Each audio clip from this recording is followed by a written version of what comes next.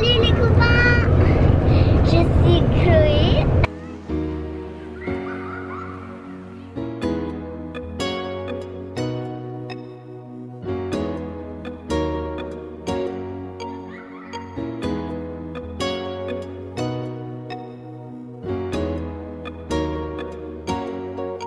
Salut tout le monde, salut les pirates. Donc bienvenue dans une nouvelle vidéo YouTube. En fait c'était un peu pour vous raconter notre traversée, parce que ça fait maintenant 15 jours qu'on est sur les routes. Donc on a d'abord traversé la France, donc on est allé au Mans, on a passé 2 jours chez la famille à Samuel, chez son tonton et sa tata qui nous ont accueillis, merci à eux. Après, donc comme vous avez vu dans la dernière vidéo, on est allé rencontrer une famille Châteaufers. Je vais vous la remettre en lien là-haut ou là, pour ceux qui ne l'ont pas vu. Après, on est allé, avant Châteaufers, on est aussi allé visiter le zoo de Beauval. Donc sympa comme zoo, bon ça reste un zoo. Et après, on s'est dirigé vers Lyon. Donc on a pris la direction de Chambéry, les montagnes de France. Donc en France on a des super routes, des jolis paysages, c'était vraiment magnifique cette traversée de la France. On n'a eu aucun problème pour trouver des endroits. Merci à l'application Park Fortnite, grâce à ça on a toujours trouvé quelque chose. On est arrivé au tunnel de Fréjus, donc on a pris le tunnel qui fait, faut savoir, 13 km de long. Donc c'était très impressionnant, bon, pour les enfants déjà. Chloé était c'était chouette, et puis pour nous aussi quoi, ça fait bizarre d'être sous la montagne comme ça pendant 13 km, c'est pas très rassurant, enfin moi personnellement j'ai pas trouvé ça rassurant, mais bon, comme dit Samy, c'est le fait aussi d'être en camion, on est vraiment à ras du tunnel, donc c'est sur 13 km, c'est très bas, on dirait qu'on va toucher limite le plafond, donc c'était impressionnant. Après quelques kilomètres, Chloé pète les plombs. Je suis un petit doigt, moi j'ai un habit de popo. Et donc on est sorti de ce tunnel et on est arrivé en Italie. Donc là on a fait quelques kilomètres et on s'est arrêté. Première escale en Italie, c'était, alors je sais pas si je le prononce bien, mais c'était la ville Exil. Et elle porte bien son nom parce que ça faisait vraiment exil. On était dans la montagne, dans un petit village où il n'y avait personne, tout était fermé, les magasins, il n'y avait même pas de magasin, il devait y avoir un restaurant, il était fermé.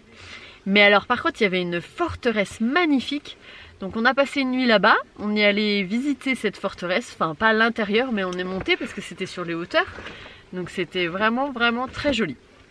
Donc ça nous a plu.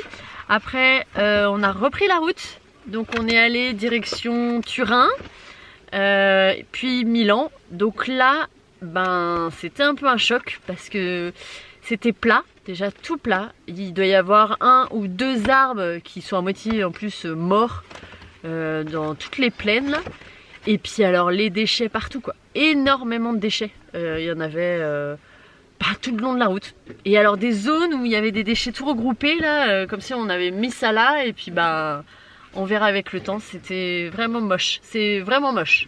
Toute la plaine là, il n'y a rien à voir. Et aussi des bâtiments entiers désaffectés. On en a vu plein aussi. C'est bizarre, même dans les petits villages qu'on passait, il y avait le bâtiment et il n'y avait plus rien. C'était tout cassé. Donc voilà. On a passé Milan. Donc on n'a ni visité Turin ni visité Milan. Mais on s'est arrêté après dans une ferme camping pour pouvoir visiter Vérone. Donc vous allez voir tout de suite en image cette magnifique journée. On est resté 2 jours sur place pour profiter d'une visite à Vérone. Là nous sommes dans un camping à la ferme. Donc on est les seuls. Donc on a pu profiter des douches chaudes, des bonnes toilettes. On a adoré. Et le camion est là, juste là. Et donc on va sortir par ici là, du portail. Donc ça ferme à clé, donc on est serein. On peut aller se promener toute la journée. Donc on va aller visiter Vérone. Et on vous amène avec nous. Donc là on va à pied jusqu'au train, ou tram. Je crois que c'est un tram. Et il y a 20 minutes de tram pour arriver à Vérone. Et donc c'est à 10h qu'il est, donc là il est 9h passé, 9h15 peut-être. Et donc c'est parti.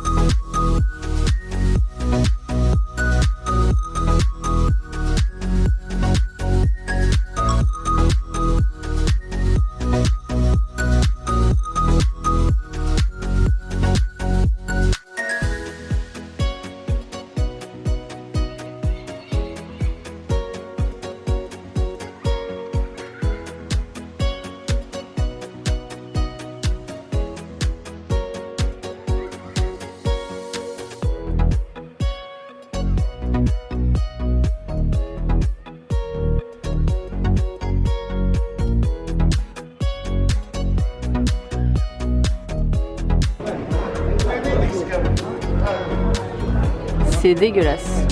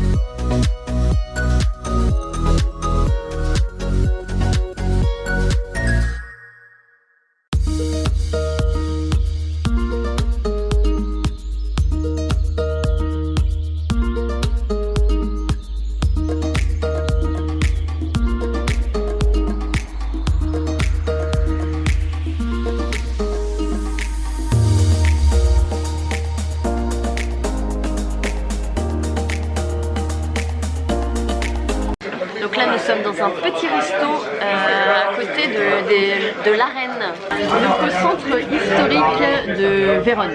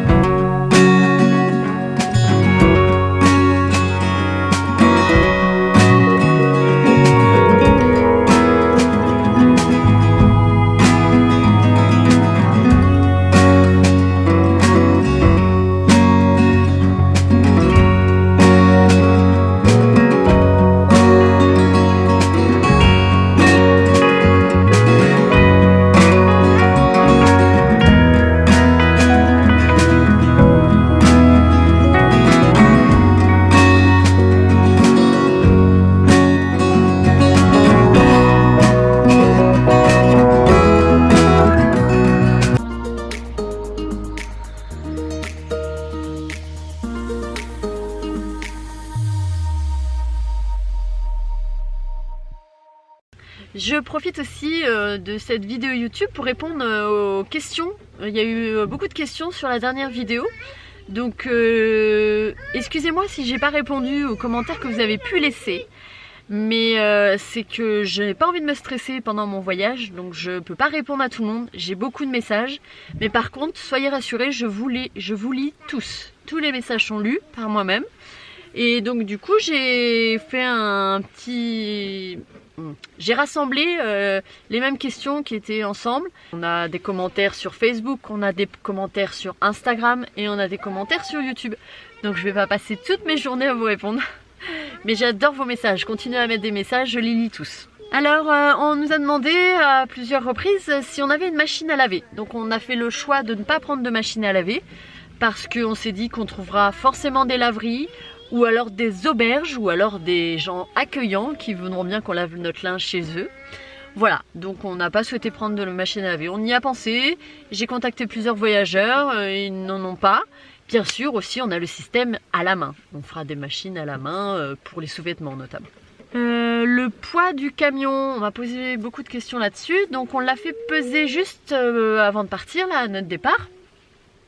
On est allé le peser, il était plein, gasoil, eau, bois, on avait même pas mal de stock de bois, donc même nous dedans, on était tous dedans.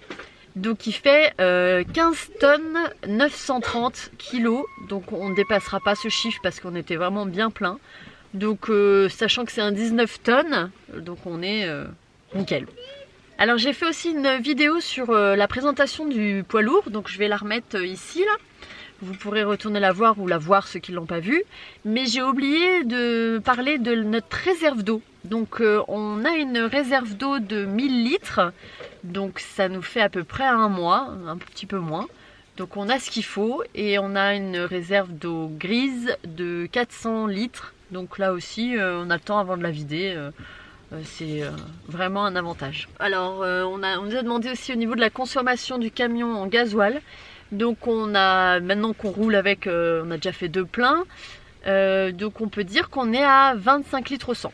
On nous a demandé aussi les questions sur le VASP, le fait qu'on soit VASP camping-car.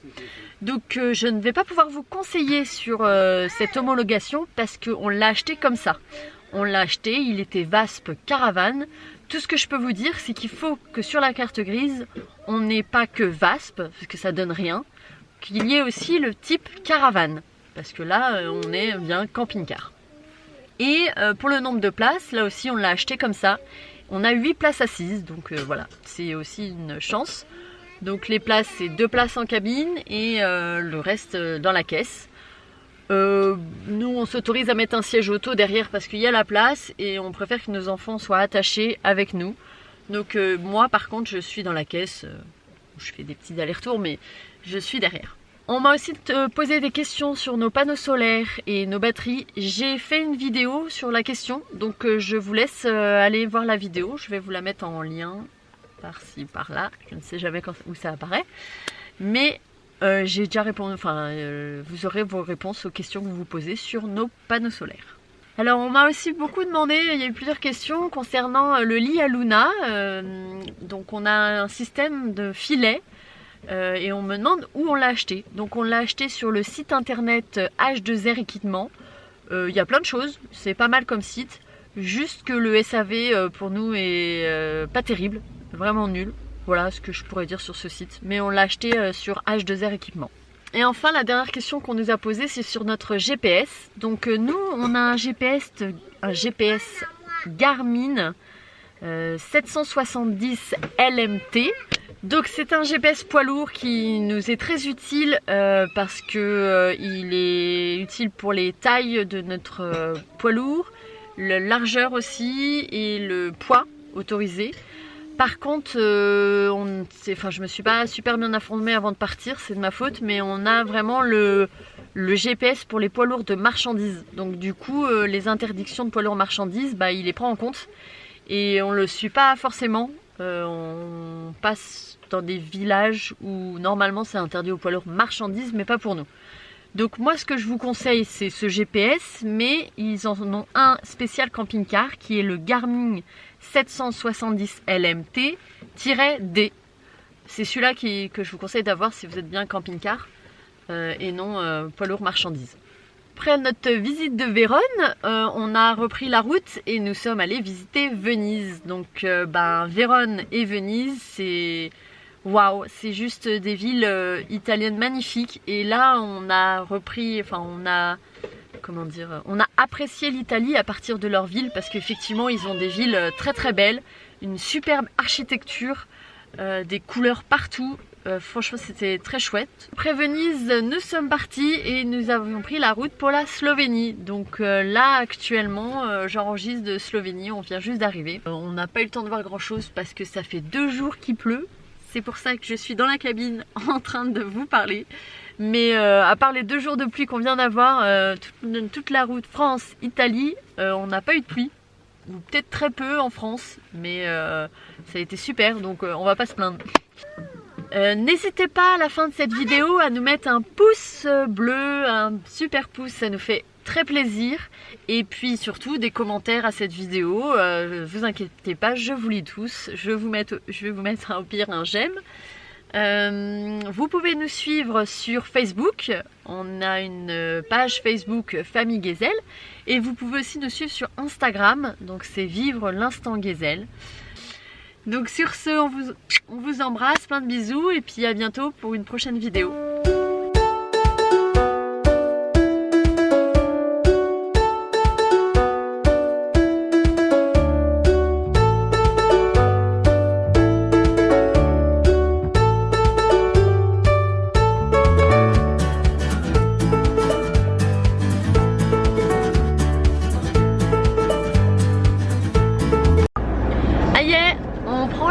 Pour Venise. On est à une demi-heure de Venise, donc c'était fait exprès de s'approcher pas très loin.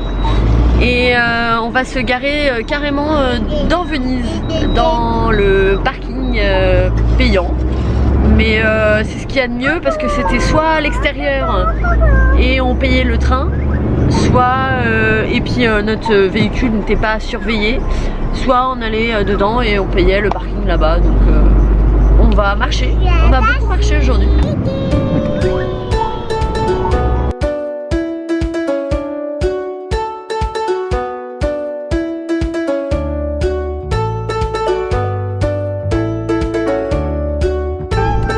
On se gare maintenant? On trouve une place sur le grand parking parce qu'il n'y a personne dans cette saison.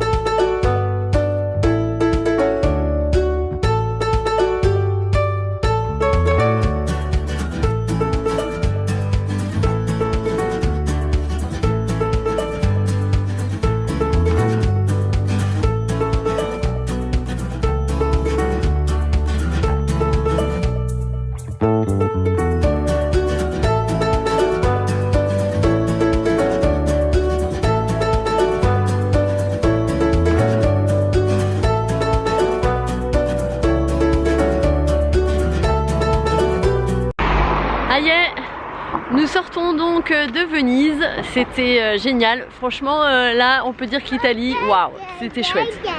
Arrête de faire gna gna gna, toi. Donc, par contre, c'était marrant.